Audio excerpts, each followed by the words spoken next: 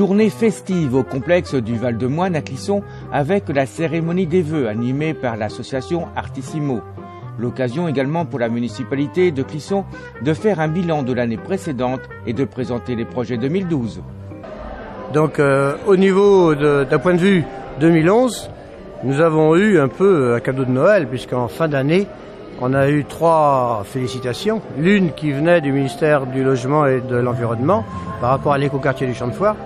Le second qui venait du trophée de la communication par rapport au site internet qui se déroule, qui a été revu et puis qui fait aujourd'hui bon effet.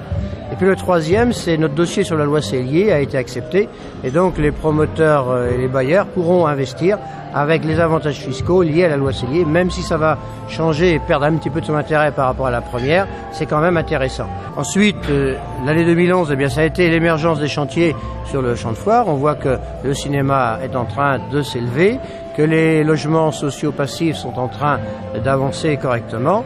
Et ça, eh bien, c'est le début des réalisations qui vont suivre en 2012. Clisson ville touristique, le 2011 au niveau du tourisme. Alors, 2011 au niveau du tourisme, c'était une bonne année, mais au niveau de 2012, on va donc développer au niveau de 4 communautés de communes du pays du vignoble nantais un office de pôle.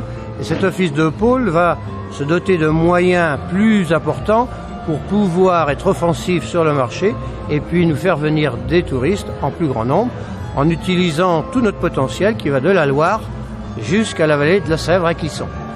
Alors, sinon cette soirée, bien sûr, c'est pour offrir les vœux à la population. Donc, je dis à ceux qui vont être présents ce soir, mais aussi à ceux qui regarderont sur TV Sèvres-et-Maine, bonne heureuse année pour 2012.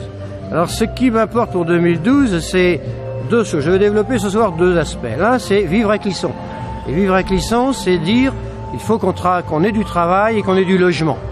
Donc il y a toute une réflexion qui est entamée au niveau de l'intercommunalité pour réfléchir à quelle politique de développement économique doit-on développer, aménager, améliorer, encourager. Donc il y aura des résultats au mois de février avec vraisemblablement des décisions qui suivront.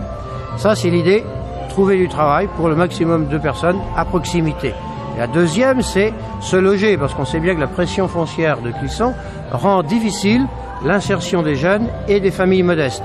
Donc les logements sociaux que nous sommes en train de construire vont, je pense, être un début de réponse à cette problématique. Et puis l'aspect ensuite, c'est vivre ensemble à Clisson, et le mieux possible.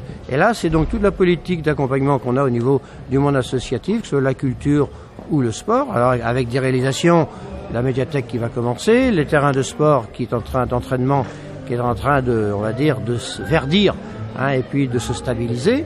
Ensuite, il y a tout l'accompagnement qu'on a fait pour le Hellfest qui va aussi permettre à cette forte manifestation d'avoir un bon succès, je pense, en 2012. Il y a tout le travail que nous faisons autour du social avec Marie Riodel, donc encourager les enfants qui vont à la maison de retraite, développer la maison de la solidarité où on a besoin d'accompagner des gens qui sont en situation de détresse.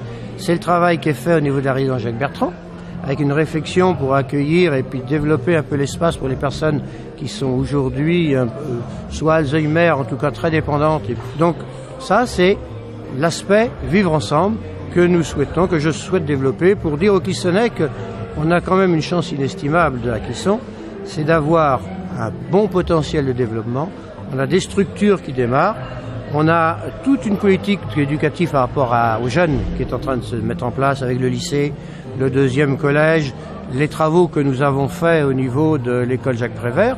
Donc ceci va permettre, je le pense, aux jeunes familles d'avoir confiance dans la vitalité de Clisson et puis aussi pour nos partenaires de regarder Clisson avec un œil favorable. Et je crois qu'on a les atouts pour les 10-15 ans qui viennent bien réussir. J'ai tous mes vœux, bonne heureuse année.